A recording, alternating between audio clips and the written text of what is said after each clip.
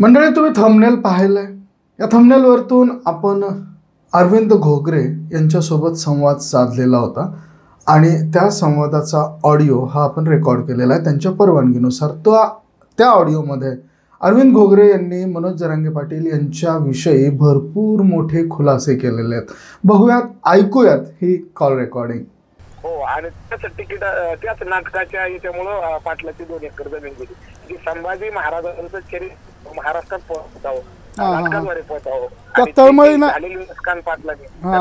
त्या तळमळीनं ते शो ठेवला होता, पण त्या शो मध्ये ना काही रिकव्हरी झाली नाही आणि परिणामी त्यांना ती जमीन विकावी लागली, नाही का? मग हे खरं म्हणजे हे मूळ कारण लोकांना माहितीच नाहीये की बऱ्याचदा बातम्यांमध्ये येतं की बाबा जमीन विकावं लागली. आपण जमीन कशासाठी विकाव? हॅलो शाहीर, नमस्कार. शरद शिंदे बोलतो. शरद शिंदे. हा, बोला दादा. हा, काय नाही, हे मला जरा माहिती घ्यायची आहे तुमच्याकडनं आणि हा कॉल रेकॉर्ड होतोय. तुमची परवानगी आहे ना? बोलू शकता. हा, आता कुठे आहेत तुम्ही सध्या? सध्या नांदेडच्या दौऱ्यावर आहे. संध्याकाळी 12ला सभा आहे पाटलाची. आजची सभा प्रचंड मोठी आहे, नाही का? हो, आजची सभा प्रचंड मोठी आहे आणि नांदेडचे मराठे विशेष करून जास्त पेटलेले, तुफान पेटलेले नांदेड परिसरात. हो, आणि आजची सभा ते फार म्हणजे मोठं नियोजन मी पाहिलंय बातम्यांमध्ये वगैरे. हो, भरपूर मोठं नियोजन ठरतंय आज, नाही का? हो. सर, तुम्ही कधीपासून मनोज जरांगे पाटलांच्या सोबत? मी मनोज पाटलांनी मला 2016ला पहिल्यांदा पोवाडा ऐकला. बर 2016ला पहिला पोवाडा ऐकला. बर. गावाचं नाव आहे आंबड तालुक्यामध्ये. हा. कोणत्या गावात म्हटलं? तालुक्यामध्ये ते गाव करंजाळा. हा, राईट. करंजाळा त्या ठिकाणी. करंजाळाला पहिल्यांदा पाटलांनी माझा 3 तासाचा पोवाडा ऐकला आणि तिथून माझा परिचय झाला. अच्छा, त्यांच्यासोबत तुमचा परिचय झाला त्या दिवशी, नाही का? परिचय झाला, वैचारिक मित्र म्हणून नेहमी मोबाईलच्या माध्यमातून. आणि पाटलाचा विशेष एक स्वभाव आहे पहिल्यापासून. मोठेपणा किंवा पुढे करणाऱ्या लोकांना त्यांनी कधी जवळ येऊन दिलं नाही. अच्छा, म्हणजे जे जेन्युअन लोक आहे, जे खरे लोक आहे, ज्यांच्यामध्ये खरेपण दिसला, अशा लोकांना त्यांनी जवळ केलेलं आतापर्यंत, नाही का? पहिल्यापासून तत्ववादी माणूस आहे. म्हणजे आज मनोज पाटील हिरो आहेत, त्यावेळेस पाटील काम करायचे त्यावेळेस त्यांना काम करणारा माणूस आवडत होता. सतत एका गोष्टीवर चर्चा करणं किंवा मोठेपणा पुढे करणं असं कधीच नाही आवडत. काम नका करू, फक्त जिथं आहे जिथं बसाल तिथं मराठीचं काम करा, असं पाटलाचं नेहमी म्हणत. पाटलासोबत मी आणि पाटलाच्या प्रत्येक उपोषणासोबत मी जोडलेलं. अच्छा, म्हणजे जे आधी जे उपोषण त्यांनी केले, मला आठवतं काही उपोषण आहे ना, त्या आंबड तालुक्यातल्या 2-3 गावांमध्ये झाले. पाहते एक गावाचं नाव प्रचंड गाजलं होतं मध्यंतरी, साष्टी पिंपळगाव, राईट? हा. आज साष्टी पिंपळगाव मागं पडलंय. 103 दिवसाचं उपोषण साष्टी पिंपळगावच्या मराठीने केलं होतं आणि तसं नियोजन, सुंदर नियोजन साष्टी पिंपळगावच्या मराठीने भविष्यात एवढं सुंदर नियोजन पाटलाचं केलं होतं ना. पण त्यावेळेस भरपूर न्यूज झाल्या होत्या त्या साष्टी पिंपळगावच्या उपोषणाच्या, नाही का? प्रचंड न्यूज झाल्या होत्या, प्रचंड व्हायरल झालं होतं. पण पाटलांनी नेहमी प्रयत्नवाद स्वीकारला.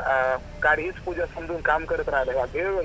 नाही, आहेच देवाचं, खरंच आहे. आणि काय ना की ज्या पद्धतीनं आता बोला आज शिंदे साहेब परिस्थिती एवढं अचानक सुख मिळालं, एवढं अचानक महाराष्ट्राचं प्रेम मिळालं, एखादा माणूस पागल झाला नाही. आणि जमिनीवर आहे. कालची मी एक त्यांचा बाईट ऐकला बरं का. त्यांनी काय सांगितलंय की बाबा माझ्यावरती ना, माझ्या बाजूला अशा डोक्याच्या पेक्षा मोठ्या खुर्च्या ठेवलेल्या होत्या, पण माझ्या डोक्यात जर का हवा गेली असती तर मी त्या खुर्चीला लात मारली आणि तुमच्यासोबत जमिनीवर बसलेलो आहे, मी कधीच डोक्यात हवा जाऊ देणार नाही, अशा पद्धतीचं त्यांचं वक्तव्य होतं कालच्या त्या बाईट म्हणजे भाषणामध्ये. मला तुमच्यासोबत चर्चा करताना पण डोळ्यात पाणी येतं. नाही, तेच ना, जवळून पाहिलेली. मला थोडक्यात सांगा ना शाहीर, की सुरुवातीला ते कशा पद्धतीनं काम करायचे बरं चळवळीचं? मी त्यांना खरं तर त्यांचं नाव आम्ही पहिल्यांदा ऐकलं. राजा शिव छत्रपती त्यांनी नाटक आणलं होतं आंबडला. यांचं अमोल कोल्यांचं नाटक आणलं. घराची परिस्थिती बिकट असताना सुद्धा 2011-12ला व्याख्यान सुरू केली आणि जरांगे पाटलाचं मी नेमकं 2013ला नाव ऐकलं. अच्छा. आणि मग त्यांनी ती शिवबा संघटना आणि त्यांचं म्हणणं एक होतं की संभाजी महाराजांचा इतिहास सगळ्यात जास्त ते संभाजी महाराजांच्या इतिहासाने प्रेरणा मिळते त्यांना. अच्छा. मग त्यांचं एक स्वप्न होतं की संभाजी महाराजांचं नाटकाद्वारे, पोवाड्याद्वारे समाजापर्यंत गेलं पाहिजे, म्हणून त्यांनी आंबडला प्रयोग ठेवला होता पहिला. अच्छा. आंबडला, त्याचा पण मी साक्षीदार आहे. ते तिकीट कटले नाही, हा. अक्षरशः 70 माणसं आली त्या कार्यक्रमात. न मग आता एवढा मोठा कार्यक्रम आणि तिथं केवळ 70 तिकीटं गेले असतील. बरं ठीक आहे, 70 माणसं आले, त्यातले 2-5 असेच आले असतील, त्यांनी तिकीटही घेतले नसतील कदाचित. हो, आणि त्याच तिकीट त्याच नाटकाच्या याच्यामुळं पाटलाची 2 एकर जमीन गेली. की संभाजी महाराजांचं चरित्र महाराष्ट्रात पोहोचावं, नाटकाद्वारे पोहोचावं, त्या आणि तळमळीनं- झालेली नुकसान पाटलाने हा, त्या तळमळीनं ते शो ठेवला होता, पण त्या शो मध्ये ना काही रिकव्हरी झाली नाही आणि परिणामी त्यांना ती जमीन विकावी लागली, नाही का?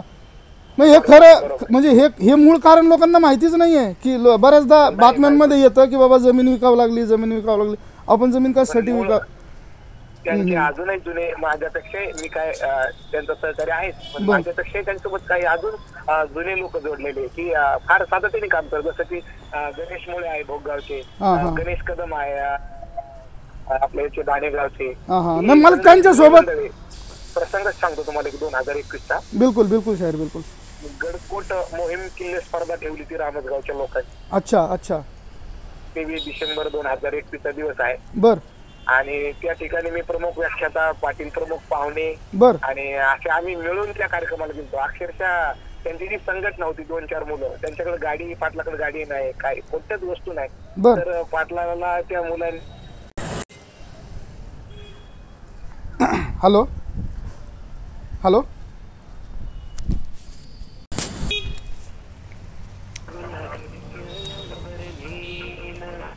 हॅलो, हा, आवाजच काटला होता. बरं, बोला ना, तुम्ही काय सांगत होता ते मोहिमेचं? एक पाटलाचा एक प्रसंग होता. 23 डिसेंबर 2021 ची गोष्ट आहे. बर बर. रामसगाव येथील अरविंद धांडे आणि त्यांच्या ग्रुपनं एक स्पर्धा ठेवली होती, किल्ले बांधणी स्पर्धा मुलांची लांडण्यासाठी. अच्छा अच्छा अच्छा. त्या स्पर्धेला मी प्रमुख व्याख्याता आणि पाटील हे प्रमुख पाहुणे म्हणून आले होते. बर बर. मी कसे आले पाटलाला प्रश्न विचारला, तर पाटलाला त्यांच्या कार्यकर्त्यांनी 100 रुपये गोळा करून, पाटील नेहमी म्हणतात सभेमध्ये, मी 100 रुपये 20 रुपये गोळा करून पेट्रोल टाकलेले, मोटरसायकल फिरलेले. हो, तो हा प्रसंग आहे, नाही का? हा प्रसंग आहे. हा 4-5 जणांनी मोटरसायकल आणलं, त्यात पाटलाला आणलं, आणि पाटलाची आमची चर्चा सुरू झाली मनोज पाटलाची. शाहीर तुम्ही कोणता विषय बोलणार? म्हणजे मी गडकोट स्पर्धा जो विषय ते तर बोलणार. मग मी पाटलाला प्रश्न केला, तुम्ही कोणत्या विषयावर बोलणार? तर पाटील म्हणले, आपल्या रक्तात आणि शेवटच्या श्वासापर्यंत फक्त मराठा आरक्षण. क्या बात. तेव्हा पण तो विषय तिथे बोलले. हा, मी म्हणलो इथं आता 18 पकड जात समोर बसलेली आहे, सगळे गडकोट स्पर्धेला सगळे लोक बसलेले, 18 पकड जाते. पाटील त्यावेळेस म्हणाले की मराठा आरक्षणाला ही 18 पकड जातीचा सपोर्ट आहे. म्हणजे 2021 ची गोष्ट. अच्छा, म्हणजे मागच्या 2-3 वर्षापूर्वीच त्यांनी डिक्लेअर केलं होतं की हे फक्त केवळ मराठाच आरक्षणाचा केवळ मराठा समाजासाठीच नाही, तर संपूर्ण समाजाचा त्याला पाठिंबा आहे आणि संपूर्ण समाजाच्या वतीनं आजही साहेब 18 पकड जातीचा पाठिंबा आहे मराठा आरक्षणाला. होय, मी ते माळी, कुणबी, महार, माग, वडार, सांबार, हातकर, धनगर, भील, रामोशी, ब्राह्मण, की 18 पकड जात आजही गुन्ह्या गोविंदांना. ते गावात जर तुम्ही पाहिलं तर उदरनिर्वाह होत नाही, एकामेकांची करमत आहे या लोकांना. हो ना, मी त्या आंदोलनाचा साक्षीदार आहे. ते साष्टी पिंपळगावला 103 दिवसाचं आंदोलन चालू होतं, उपोषण सुरू होतं. अच्छा अच्छा. हा, ते सगळ्यात व्हायरल झालेलं उपोषण पाटलं. अच्छा, बर. ते जवळजवळ 32 उपोषण होतं, 32. अच्छा अच्छा. त्याच्या आधी 31 उपोषण केली त्यांनी, नाही का? हो, प्रत्येक उपोषणामध्ये मी गेलेलो आहे. मला रात्री अपरात्री तुम्हाला सांगायचं झालं, शेवटचं 34 उपोषण होतं बा, वडी काळ्याचं, मेच्या महिन्यातलं. हा हा हा, वडी काळा. म्हणजे हसू येतंय मला कधी कधी बोलताना, कधी कधी रडू पण येतं. पाटलांनी मला पाटील आणि ज्ञानेश्वर उडान साहेब हे घनसावंगी तालुक्याचे. सुरुवातीला पाटलाचा मला फोन आला, 9:30 वाजता ते उपोषणाला बसणार होते वडी काळ्यामध्ये. 17-23 मे 2023 ची गोष्ट आहे. बर बर. मेच्या महिन्यात 2-3 महिने अगोदर जाऊया आपण, सध्या चालू आहे, आताची गोष्ट आहे, 3-4 महिन्याची. पाटलाचा मला फोन आला, म्हणजे शाहीर यावा लागतंय तुम्हाला वडी काळ्या. बर. मला पाटील गाडी नाहीये, परिस्थिती नाही राहिली, आता मी घर घेतल्यामुळे अडचणीत आलो, अशा समस्या सांगू लागलो त्या. पाटलाने माझा फोन कट केला, पाटील माझ्या पुढे घनसावंगी तालुक्यातील ज्ञानेश्वर उडान यांना फोन केला. त्यांच्याकडे गाडी आहे, त्या संघाचं ते काम करतात. त्यांना म्हणजे शाहीर घोगरेला कोणत्याही परिस्थितीमध्ये टाकून आणा गाडी. क्या बात. म्हणजे मला कपडे पण घालून दिले नाही, नाईट पॅन्ट आणि टी शर्ट मध्ये मेच्या महिन्यात 2023 ला वडी काळ्यामध्ये आणलं. 9:30 वाजता मध्ये त्या वडी काळ्यामध्ये जवळ 20-25 मुलं होती पाटलासोबत बसले. बर बर बर. त्याच्यामध्ये आमचे सुदाम बाप्पा मुकणे ज्येष्ठ काम करतात प्रचंड. बर बर पाटलासोबत त्या ठिकाणी ते बसलेले होते. बर कोणी सोबत नव्हतं, माणसं कोणी नव्हती. बर आणि होळी काळामध्ये 34 उपोषणाला 100-150 लय झाले 100 लोक. तिथून ती सुरुवात केली नाही का? हा, आणि 34 उपोषण म्हणतोय मी. अच्छा 9:30 वाजता पाटील उपोषणाला बसले. आम्ही गेलो, आम्ही बोललो, मी भूमिका मांडली, पण हा, हा. पवाडा म्हणलो नाही. पाटील लगेच माझ्या कानात म्हणले शाहीर पवाडा पणा. वेशात नाही म्हणून तुम्ही वेशात नसताल ना त्या दिवशी, म्हणजे जो तुमचा नाईट पॅन्ट टी शर्ट होतो मी, फक्त माझं मत मानलं मराठा आरक्षणावर. बर बर खाली येऊन बसलो पाटलापाशी, तर पाटील म्हणले पवाडा राहिलाच म्हणे आपण. म्हणजे एवढं बारीक लक्ष. 100 शाहीर आले होते सराटीमध्ये. मला अपेक्षा नव्हती हा, हा. माझी एवढे मोठे भव्य दिव्य सभेची सुरुवात मी करावं, सामान्य शेतकऱ्याच्या मुलांनी करावं, माझ्या डोक्यातही नव्हतं. नाही, पण काय ना, तुम्ही जे आधी जे सोबत राहिलेले आहात ना, किंवा आधीपासून तुम्ही जे एकमेकांच्या सोबत आहात किंवा एकमेकांना ओळखता, तुम्हाला त्यांचा स्वभाव माहिती आहे, त्यांना तुमचा स्वभाव माहिती आहे, त्यांना तुमचं काम माहिती आहे, तुम्हाला त्यांचं काम माहिती आहे. ह्या सगळ्या गोष्टींमुळे ना काय असतं माहिती आहे का, ज्या वेळेस समजा संकट असतात त्यावेळेस एखादा माणूस आपल्या जवळ असला तर तोच माणूस आपण ज्यावेळेस एक चांगला काहीतरी क्षण असेल त्यावेळेस त्याच माणसाला सोबत घेऊन जात असं. आणि हे मोठेपणाचं लक्ष नाही, आणि ते मोठेपणाचा खरंच म्हणजे डिझर्व करतात ते जरांगे पाटील. आणि परत पाटलासोबत जोडण्याचं कारण माझ्यावर गुन्हे नोंद झाले. जनसंघीला ठोक मोर्चा निघाला 2017. हा हा हा त्याच्यामध्ये माझ्यावर 307, 353 सारखे गंभीर गुन्हे. अरे बापरे. 32 पोरावर गंभीर गुन्हे आहेत माझ्यावर. आज बी मी तारखा करतोय गेली 5 वर्षापासून. बापरे. आणि मग याच्यामध्ये पाटलाला मी बोलायचं की आम्हाला अपेक्षा तुमच्याकडे नाही, आम्हाला आता मराठा कोणावर विश्वास राहिला नाही पाटील, आम्हाला कोण वाली आहे याच्यावर मी सातत्याने पाटलाच्या मोबाईलच्या माध्यमातून संपर्क करायचा. त्यावेळेस पाटील म्हणायचे मी आहे हे शब्द नेहमी राहायचे. क्या बात आहे.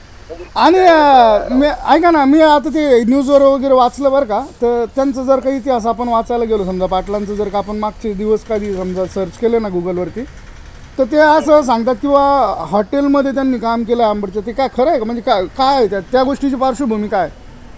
नाही मला कल्पना. अच्छा, ते नाही का माहिती. ते काय आहे ना, काही ठिकाणी असं सांगितलं. मला आपण जी चर्चा करतो ही शब्द ना शब्द सत्य आहे. क्या बात. मी एक वाक्य खोटं बोलत नाही. मी आतापर्यंत 100 पवाडे म्हणलो. प्रत्येक वाक्याला संदर्भ आहे आणि प्रत्येक वाक्याला माझ्याकडे संदर्भ आहे शाहीर आहे. बिलकुल जी गोष्ट मला माहित नाही ती मी नाहीच. नाही, काय हरकत नाही ना. मी जस्ट विचारलं तुम्हाला. बाकी आजचं कसं नियोजन आहे शाहीर? आज काय आज कसं आहे दादा, मी फक्त आज गेली 3 महिन्यापासून पवाडे म्हणतोय. हा हा हा. आणि सुरुवातीला तुम्ही मला म्हणले होते शाहीर घोगरी पवाडा लिहू शकतात तुमच्यात जर नाही.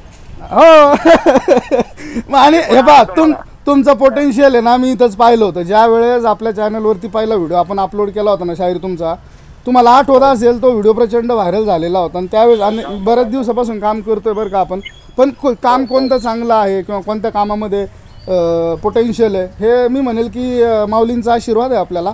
आणि ते थोडंफार कळतं. आणि ते बघूनच मी तुम्हाला बोललेलो होतो की शाहीर तुम्ही खूप सुंदर लिहू शकता, तुम्ही लिहा राव, काय म्हणजे घ्या बाहेर काहीतरी.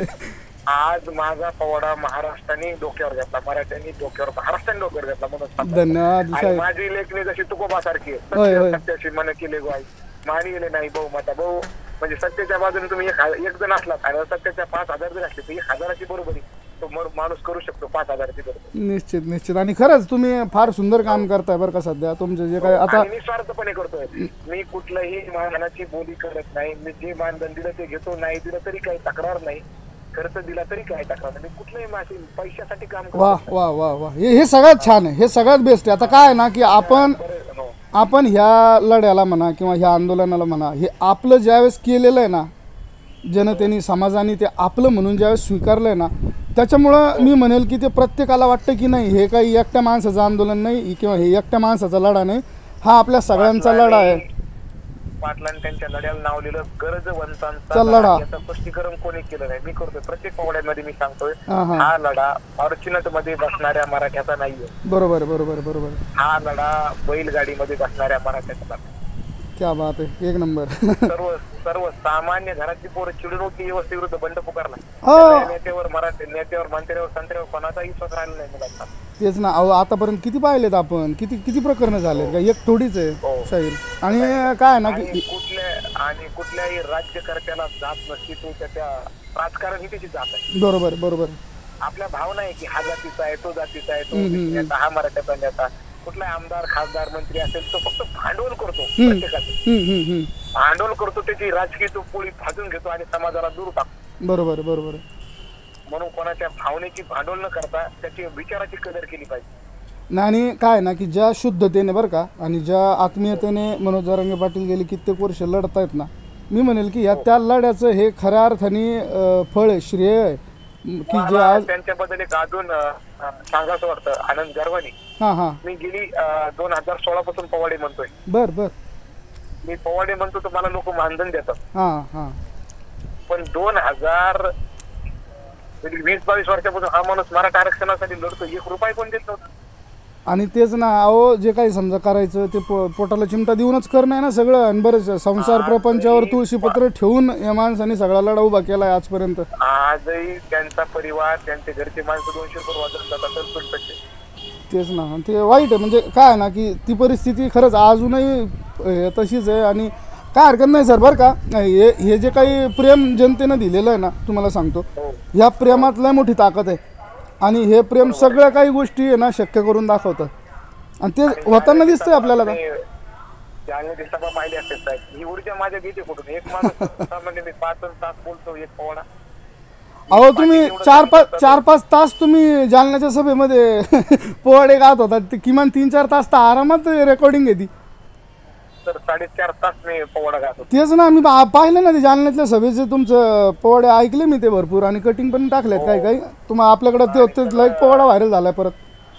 आणि सगळं लाईव्ह होतं, एबीपी माझा टीव्ही नाही, सगळं सोशल मीडियावर लाईव्ह होतं. नाही शाहीर, तुम्ही ज्या पद्धतीनं कष्ट घेतलेत ना मागच्या 2-5-10 वर्ष, त्या कष्टाचं मी म्हणेल की हे सगळं चीज होतं आता. आणि आम्हालाही खरंच अभिमान आहे बरं का तुमचा, की तुम्ही ज्या निष्ठेने हे सगळं करताय ना. अहो कोणी नाही करत शाहीर. आता आपण बघा ना, तुम्ही 50 किलोमीटर जायचं म्हटल्यानंतर अंगावर काटा येतो, नको वाटतं.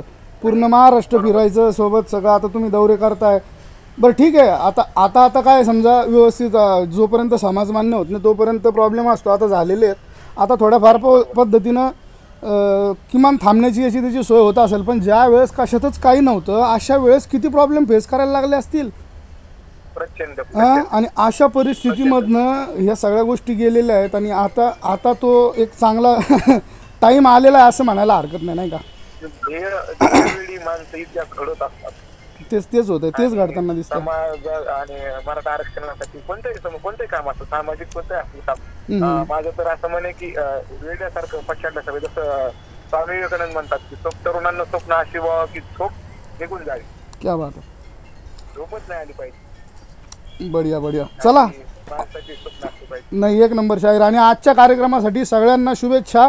सुंदर तुमचे कार्यक्रम हो. नांदेडच्या कार्यक्रमाचे खूप खूप शुभेच्छा तुम्हाला. आज भव्य कार्यक्रम आहे आज, नाही का. हो, मोठा कार्यक्रम आहे. चला, ऑल द बेस्ट शाहीर. आणि ऐका ना, मी ते जे बोललो ना तुम्हाला, ते आणखी काही लोकांचे नंबर पाठवा ना मला जरा, त्यांच्याशी बोलून. ठीक आहे, पाठवतो तुम्हाला. चला, ऑल द बेस्ट शाहीर. हे प्रोसेस करतो मी, चॅनलवर अपलोड करील मी आपला संवाद काहीच हरकत नाही, तुमच्या परवानगीने. चला, थँक्यू सो मच. तुम्हाला कसली परवानगी, तुम्हाला शेवटच्या श्वासापर्यंत परवानगी. धन्यवाद शाहीर, धन्यवाद. तुमचंही प्रेम असंच कायम असू द्या. तर मंडळी, ही कॉल रेकॉर्डिंग तुम्ही ऐकलीत. ही कॉल रेकॉर्डिंग आपणच केलेली आहे. मराठी एक्सप्रेस या चॅनलच्या माध्यमातून मी शरद शिंदे आणि समोर बोलत होते ते अरविंद घोगरे. आपण ही कॉल रेकॉर्डिंग केली आहे आणि त्यांना काही प्रश्न आपण विचारण्याचा प्रयत्न केलेला आहे. त्या प्रश्नांमध्ये सगळ्यात महत्त्वाचे काही प्रश्न होते की मनोज जरांगे पाटील यांचं हे पहिलंच उपोषण आहे का? तर नाही. मनोज जरांगे पाटील यांचं हे 35-40 समथिंग असं बरेचशी उपोषणं त्यांची आधी झालेली आणि त्याच्यानंतरचं हे उपोषण आहे. बरं, त्यांना या सगळ्या गोष्टींमध्ये प्रेरणा कुठनं मिळाली? तर प्रेरणा छत्रपती संभाजीराजेंचा इतिहास वाचून, छत्रपती शिवरायांचा इतिहास वाचून त्यांना ही प्रेरणा मिळाली. मंडळी, एक महत्त्वाचा खुलासा या दरम्यान शाहीर अरविंद घोगरे यांनी या ऑडिओमध्ये, या कॉलमध्ये केलेला आहे. त्यांचं म्हणणं आहे की मनोज जरांगे पाटील यांनी छत्रपती संभाजीराजे यांच्या नाटक जे आहे, ज्याचं अमोल कोल्हे हे त्या नाटकाचे नायक आहेत आणि त्यांचं ते नाटक आहे. अतिशय भव्य ते नाटक असतं मंडळी. त्याचं आपण 8-8 दिवस त्याचे शो चाललेले असतात. तर अशा पद्धतीचं हे नाटक अंबड, तालुका अंबड, जिल्हा जालना या ठिकाणी मनोज जरांगे पाटील यांनी काही वर्षांपूर्वी आयोजित केलेलं होतं. निश्चितच या नाटकासाठी असणारा लवाजमा आणि त्यासाठी येणारा खर्च हा लाखोंच्या घरात होता आणि या नाटकाच्या तिकीट विक्रीतून तो खर्च आयोजकांना निघत असतो किंवा त्या तिकीट विक्रीतून तसा खर्च पूर्ण केला जाऊ शकतो अशी इच्छा, अशी मानस ह्या आयोजकांची असते आणि या कार्यक्रमाचं आयोजकत्व स्वीकारलं होतं ते मनोज जरांगे पाटलांनी. उद्देश हेतू केवळ हाच होता की छत्रपतींचा इतिहास, शिवरायांचा इतिहास, संभाजीराजेंचा इतिहास आपल्या पंचक्रोशीतील आपल्या सवंगड्याला, आपल्या अवतीभोवती असणाऱ्या आपल्या सोबत्यांना माहिती व्हावा, लक्षात यावा, एवढा छान सुंदर उद्देश त्यांचा यामागचा होता. परंतु अंबड तसं पाहिलं तर फार काही मोठं शहर नाही आहे. अगदी तालुका प्लेसचं गावच म्हणू शकतो आपण त्याला. आणि अशा ठिकाणी हा प्रयोग जरांगे पाटलांनी आयोजित केलेला आणि या प्रयोगातून तिकीट विक्री अपेक्षित त्या प्रमाणात झाली नाही. खर्च अडमाप आणि त्याच्यातून येणारा पैसा हा तुटपुंजा. परिणामी पैसा उभा करणं बोलायच्या गोष्टी नसतात आणि त्यामुळे कदाचित त्या एका गोष्टीमुळे मनोज जरांगे पाटील यांना आपल्याकडची साधन संपत्ती ही विकावी लागली. आपण 2 एकर जमीन ही विकल्या गेली किंवा 2 एकर जमीन ही विकावी लागली आपण असंख्य वेळा ऐकला. हा त्याचाच भाग आहे मंडळी, हा आंदोलनाचाच भाग आहे. आणि हे आंदोलन उभं करत असताना किंवा हे आंदोलन मोठं करत असताना ते विचार जनमानसामध्ये रुजावेत, त्या छत्रपतींचे विचार जनमानसामध्ये रुजावेत, छत्रपतींच्या विचाराबद्दल माणसं जागरूक व्हावी, आपले मित्र जागरूक व्हावे, आपले सवंगडी जागृत व्हावे अशी इच्छा मनोज जरांगे पाटील यांची त्यावेळेस होती. आणि म्हणून परिणामी माझी वैयक्तिक मालमत्ता मला विकावी लागली तरी हरकत नाही, परंतु अशा पद्धतीची जागरूकता ही माझ्या अवतीभोवती झाली पाहिजे, माझ्या पंचक्रोशीत झाली पाहिजे, माझ्या मित्रांसोबत झाली पाहिजे, ही केवळ प्रामाणिक इच्छा. आणि ह्या इच्छेपोटी हे सगळं आयोजित करण्यात आला. परंतु तिकीट विक्री झाली नाही, त्यातनं पैसा उभा राहिला नाही आणि परिणाम आपण ऐकलं. हे थोडक्यात आपल्याला शाहीर अरविंद घोगरे यांनी आपल्या या कॉल रेकॉर्डिंगच्या माध्यमातून सांगण्याचा प्रयत्न केलेला आहे. तर मंडळी आणखी एक महत्त्वाची गोष्ट तुम्हाला सांगावीशी वाटते. त्यामध्ये त्या कॉलमध्ये अरविंद घोगरे यांनी काही खुलासे केलेले आहेत, काही गोष्टी त्यांनी सांगितलेल्या आहेत. आपण त्यांना तो प्रश्न विचारला की तुम्ही कशा पद्धतीनं मनोज जरांगे पाटील यांच्या सोबत जोडले गेला. तर त्या प्रश्नाचं उत्तर देत असताना त्यामध्ये असलेला संघर्ष आणि त्या 2 गोष्टींमध्ये असलेलं द्वंद्व हे आपल्याला बघायला मिळतं मंडळी. मनोज जरांगे पाटील हे आपल्या प्रत्येक भाषणामध्ये आपण एकमेकांच्या गाड्यांमध्ये पेट्रोल टाकून कॉन्ट्रीब्युशन करून एकमेकांकडे असलेले पैसे त्याची देवाणघेवाण करून 50-50 रुपये घेऊन त्या गाडीमध्ये पेट्रोल टाकून आपण एकमेकांच्या लग्नकार्यात जातो, एकमेकांच्या कामासाठी जातो, समाजकार्यासाठी तो पैसा वापरतो. त्यांनी एक उदाहरण देताना देखील या मुद्द्याचा उल्लेख केलेला आहे की आमच्याकडे गोदाकाठी मराठा आणि ओबीसी हे भाऊ म्हणून राहतात. आम्ही त्यांच्यासोबत असतो, ते आमच्यासोबत असतात. आम्हाला त्यांच्यासोबत जायची गरज पडली तर आम्ही पण खिशातून 50 रुपये काढतो, ते खिशातून 50 रुपये काढतात, 100 रुपयाचं पेट्रोल गाडीमध्ये टाकलं जातं आणि आम्ही त्या ठिकाणी जातो. मग ते लग्न त्यांच्या घरातलं असू देत किंवा आमच्या घरातलं असू देत. इतकी सुंदर आणि इतकी छान संकल्पना अजूनही आपल्याकडे आपल्या खेड्यात ह्याच संकल्पना अशाच पद्धतीनं कामं होतात. ती कामं आजपर्यंत व्हायची, अजूनही इथून पुढेही होतील हा विश्वास जरांगे पाटलांना. त्याचबरोबर अरविंद घोगरे, शाहीर अरविंद घोगरे यांनी एक प्रसंग आपल्याला सांगितलेला आहे मंडळी. त्यांनी एका कार्यक्रमाचं आयोजन केलेलं होतं आणि या आयोजनासाठी मनोज जरांगे पाटील यांच्याकडे पैसे नव्हते. त्यांनी अक्षरशः ते पैसे आपल्या मित्रांकडनं, आपल्या सवंगड्यांकडनं घेऊन आणि परिणामी 2-4 मित्रांनी एकत्र येऊन 100-100, 200-200 रुपयाचं पेट्रोल 2 व्हीलरमध्ये टाकून तो प्रवास केला आणि तो कार्यक्रम अटेंड केला.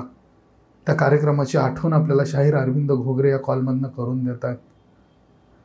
तर म्हणजे आपण हा इतिहास थोडक्यात जाणून घेण्याचा प्रयत्न केला. अत्यंत थोडक्यातला हा इतिहास आहे. काही फक्त आढावा घेतलेला आहे, धावता आढावा घेण्याचा प्रयत्न केलेला आहे. परंतु जर का आपण खऱ्या अर्थाने या सगळ्या गोष्टींकडे अगदी डोळसपणे बघण्याचा प्रयत्न केला तर निश्चितच आपल्या लक्षात येऊ शकेल की किती खडतर हा प्रवास राहिलेला आहे.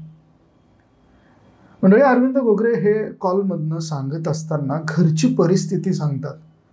मनोज जरांगे पाटील यांच्या घरची परिस्थिती सांगतात आणि ती घरची परिस्थिती सांगत असताना अक्षरशः डोळ्यातून अश्रू येतात. कारण तो संघर्ष या सगळ्या लोकांनी पाहिलेला आहे. मनोज जरांगे पाटील यांनी वडी काळा, त्यानंतर आणखी 2-3 ठिकाणी अत्यंत मोठी आंदोलनं, उपोषणं केली. त्या उपोषणाला देखील प्रचंड त्यावेळेस यश मिळालं. परंतु तो विषय तितकासा लोकांपर्यंत पोहोचला नाही. परंतु आज जेव्हा अंतरवाली सराटी या ठिकाणाहून उपोषणाला सुरुवात झाली आणि आताचा जो विषय ज्या एका ठिणगीने वणव्याचं स्वरूप घेतलेलं आहे मंडळी, ते निश्चितच खूप भयंकर, खूप मोठं आणि खूप मनाला असं भारावून टाकणारं आहे. अहो, आज तुमच्या अवतीभोवती 4 माणसं उभी राहिली की तुम्हाला नेता असल्याचा फील येतो.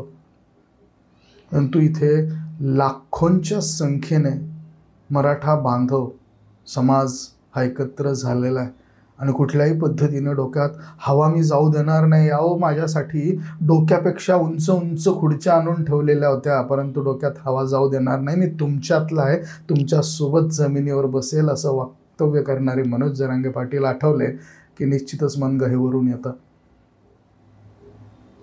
म्हणजे या सगळ्या गोष्टींमध्ये सांगायचा एकच मतितार्थ आहे की हा फोन त्यांना केला कारण काही उत्सुकता त्यांच्याबद्दलची लागून होती आणि काही छोट्या मोठ्या गोष्टी ह्या ऐकिवात होत्या.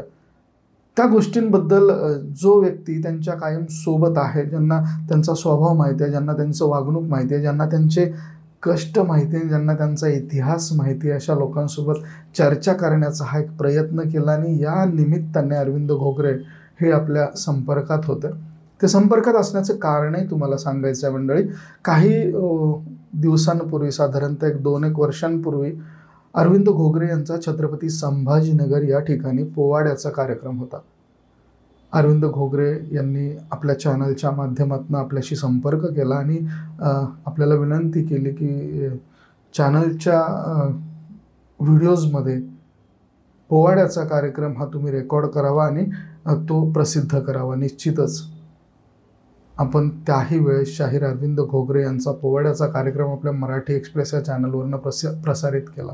मंडळी, तुफान प्रतिसाद त्या कार्यक्रमाला मिळाला. साधारणतः 8 ते 10 लाख लोकांनी तो कार्यक्रम अरविंद घोगरे यांचा 2 ते 3 वर्षांपूर्वी पाहिलेला आणि तेव्हापासून शाहीर अरविंद घोगरे यांनी आपल्यामध्ये संपर्क सुरू झाला आणि त्याचं रूपांतर हे कालच्या कॉल रेकॉर्डिंगमध्ये.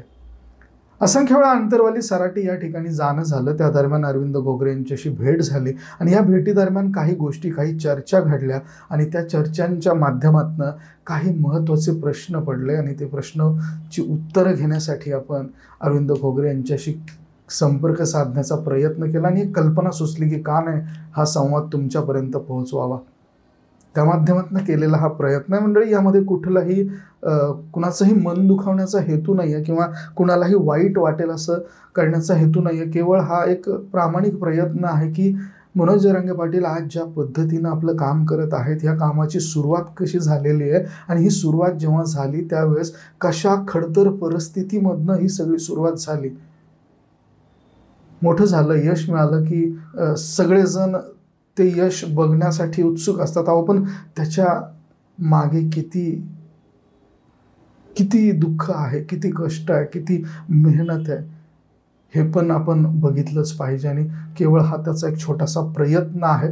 निश्चितच हा व्हिडिओ जर तुम्हाला आवडत असेल, अशा पद्धतीचे व्हिडिओज जर तुम्हाला आवडत असतील तर आपण आणखी देखील काही मित्रांसोबत त्यांच्यासोबत असलेल्या त्यांच्या टीमसोबत संपर्क करण्याचा प्रयत्न करू आणि त्यांच्याबद्दलचे असणारे त्यांचे विचार, त्यांच्या आठवणी, त्यांचा इतिहास, त्यांचे काही किस्से आपण तुमच्यापर्यंत पोहोचवण्याचा प्रयत्न करू. तुम्ही कमेंट करून अवश्य सांगा हा व्हिडिओ तुम्हाला आवडत असेल, तुम्हाला बघायला परत अशाच पद्धतीचे व्हिडिओ जर का तुम्हाला बघायची इच्छा असेल तर निश्चितच नेक्स्ट टाईम आपण काहीतरी छान एखादा कंटेंट तुमच्यासाठी घेऊन येण्याचा प्रयत्न करू. म्हणजे हा व्हिडिओ तुम्हाला कसा वाटला आम्हाला कमेंट करून अवश्य कळवा. आवडला असेल तर शेअर जरूर करा आणि आपल्या चॅनलला सबस्क्राईब देखील करा, कारण असे व्हिडिओ आपण तुमच्यासाठी घेऊन येणार आहोत. धन्यवाद.